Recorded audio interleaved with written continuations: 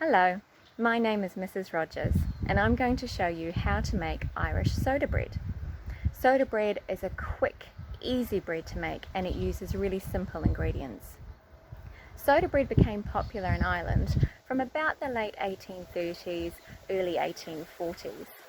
And I wanted to share it with you because the settlers that came to start the village of Howick, the Fencibles, which comes from the word to defend, they arrived from about late 1847 onwards.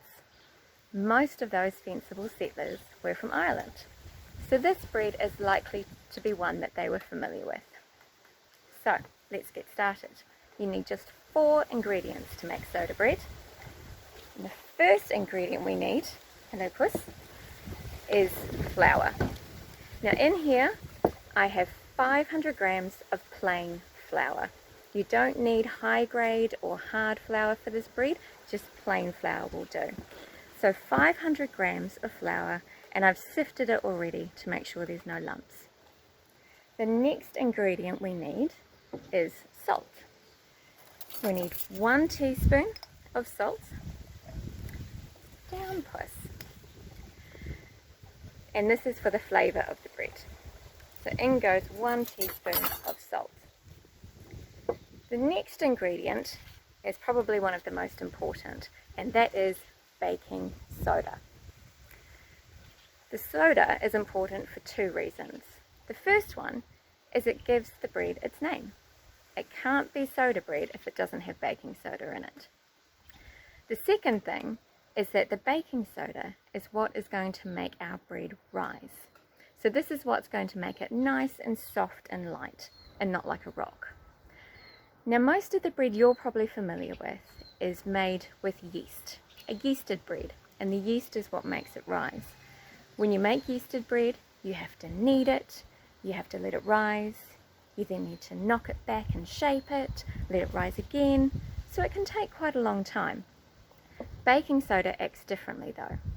The soda reacts with the acid in the wet ingredient, which I'll talk about shortly. When it reacts with the wet ingredient, it starts to release gas, carbon dioxide, and that is what makes the bread rise. Now the baking soda starts to work as soon as we add the wet ingredient, so we need to be quick when we're making this bread.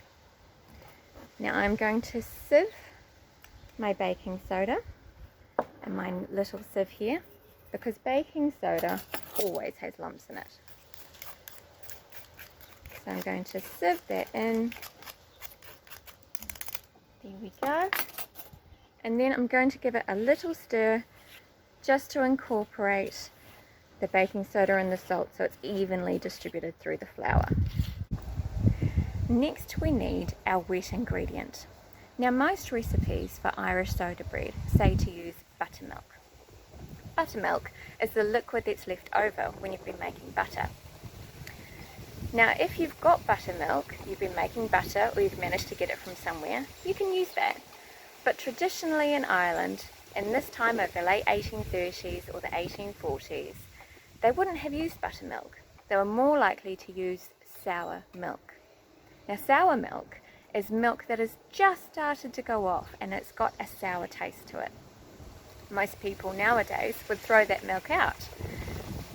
But the people in Ireland at that time couldn't afford to waste anything, and they found a way to make use of their sour milk. And our Fencible settlers, they had very little, and they made sure that they made use of everything too. But you don't need to wait for your milk to go sour. You can sour your own milk by adding either lemon juice or white vinegar. So if you're souring milk, for every cup of milk, you need 1 tablespoon of either lemon juice or white vinegar. Now this recipe needs 400 mils of sour milk, and that's about 1 2/3 of a cup.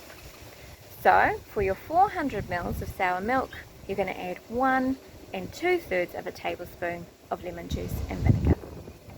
So I have got my sour milk here, and I'm going to add it to my dry ingredients, and as soon as we add it, it's going to start reacting with the baking soda.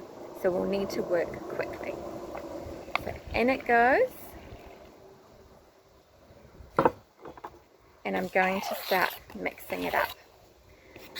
Now if you find your mixture is a bit dry, it's not incorporating all of the flour, then just add another tablespoon or two of just plain milk, just until it comes together.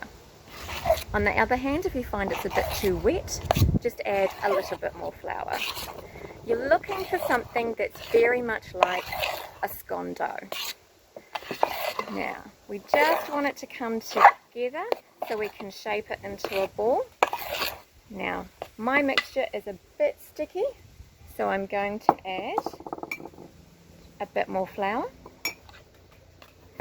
Stir it around. Right, that is starting to look better. So you can see my mixture there. At this point, we need to tip it out onto our work surface, nice and clean, and you want to dust that with some flour as well, so your mixture doesn't stick. So it's my floured surface, and we'll get this mixture out. Here we go. Just a bit more there in the bowl. Ooh, got some noisy birds today. Dust it with a bit more flour so your hands don't stick too much, and we just want it to come together into a nice ball. So try not to work it too much. Remember, we need to be fast at this point. Here we go. Bring it together a little bit more, and it's starting to look lovely. Next, we need to put it onto our baking tray. Here's my tray, and again I'm going to dust it with flour so that the bread doesn't stick. Just a light dusting is all you need. Pop that here on my tray, get that out of the way. Now we're going to dust the top with a bit more flour, and then we're going to cut across in the top of our bread.